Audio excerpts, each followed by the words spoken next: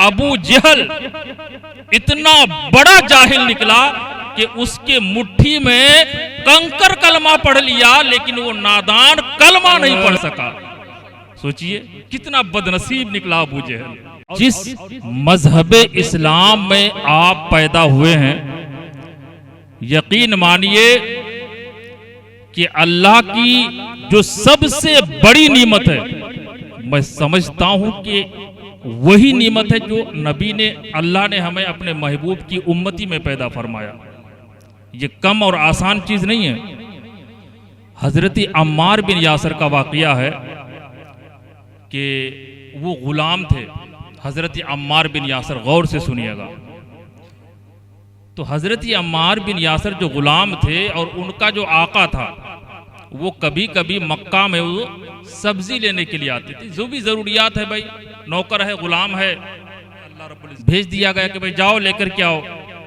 तो एक दिन हुआ ऐसा कि जब वो सब्जी सलफ लेने के लिए मक्का में आए, मक्का के बाजार में, तो हुआ ये कि उनकी नजर मेरे नबी पर पड़ी।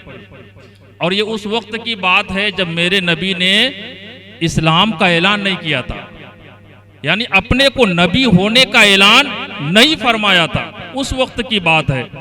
तो हजरत अम्मार बिन यासर की नजर जब मेरे नबी पर पड़ी तो दीवाना हो गए, क्योंकि अल्लाह ने नबी की सूरत ही ऐसी बनाई थी। तो वो दीवाना हो गए। तो जिस दुकान में वो सामान ले रहे थे, तो पूछा कि ये कौन है? तो कहा कि ये मोहम्मद इब्ने अब्दुल्ला है, और शहर मक्का में इससे बेहतर इंसान कोई नहीं है। इतना ईमानदार, इतना दियानतदार, और किरदार इतना आला के पूछो मत। अब वैसे भी उसकी जो नबी की जो अदाएं हैं वो खींच रही थी। अब जब दुकानदार से सुना कि इनकी अदाएं भी लाजवाब है, तो फिर और दीवाना हो गए।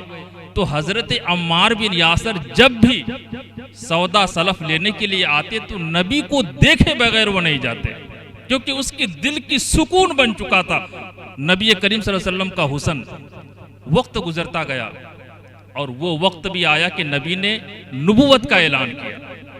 आप जानते हैं, आप चाहे अच्छे जितने भी हो जाएं, लेकिन आपको ओहदे में कोई देखना नहीं चाहता है। आपको कामयाब होते हुए कोई नहीं देखना चाहता। आप अच्छे हैं, ठीक है, लेकिन हमसे बड़े हो, ये हजम नहीं होता। तो ऐसा ही कुछ हुआ। ये मत समझिए कि वो दौर बहुत अच्छा था, उस वक्त मुखालिफ नहीं थे, उस वक्त जलने वाले नहीं थे, उस वक्त हसद करने वाले नहीं थे। ये मत सोचिए कभी। उस वक्त तो ऐसे ऐसे तुर्रम खान था।